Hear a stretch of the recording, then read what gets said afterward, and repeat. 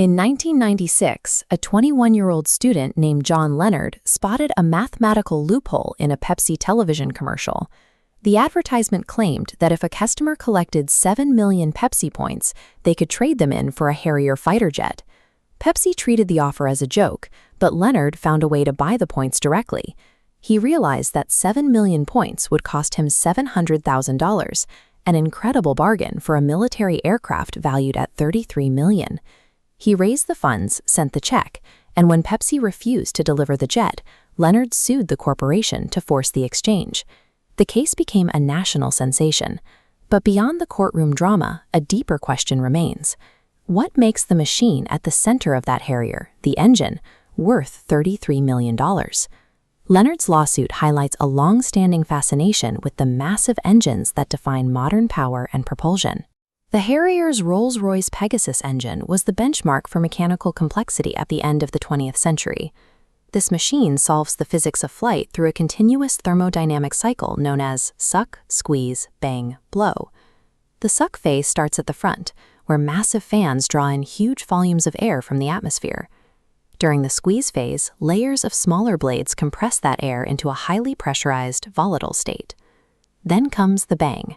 Fuel is injected into the compressed air and ignited, creating an explosion that expands at incredible speeds. In the blow phase, those gases blast out of the exhaust.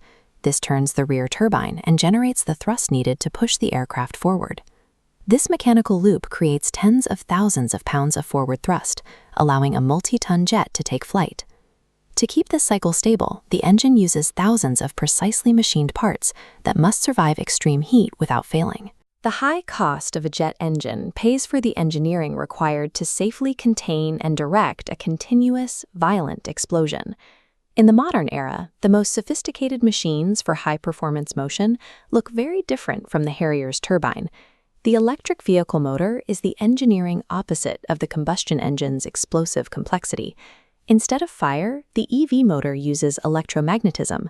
It consists of two main parts: a stationary outer ring called the stator, and a spinning inner cylinder called the rotor. When electricity enters the stator, it creates a magnetic field. By rapidly switching the current, the motor creates magnetic poles that rotate in a circular sequence around the outer ring. The rotor sits in the center of that field. Its own magnets try to chase the stator's shifting poles, creating the rotational force that turns the car's wheels.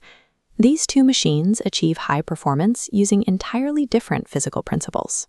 The electric motor generates massive torque with few moving parts and no combustion. Modern engineering is increasingly moving away from violent physical reactions in favor of the silent manipulation of magnetic forces. The court eventually ruled against John Leonard. The judge decided that no reasonable person would believe the jet in the Pepsi commercial was a serious offer.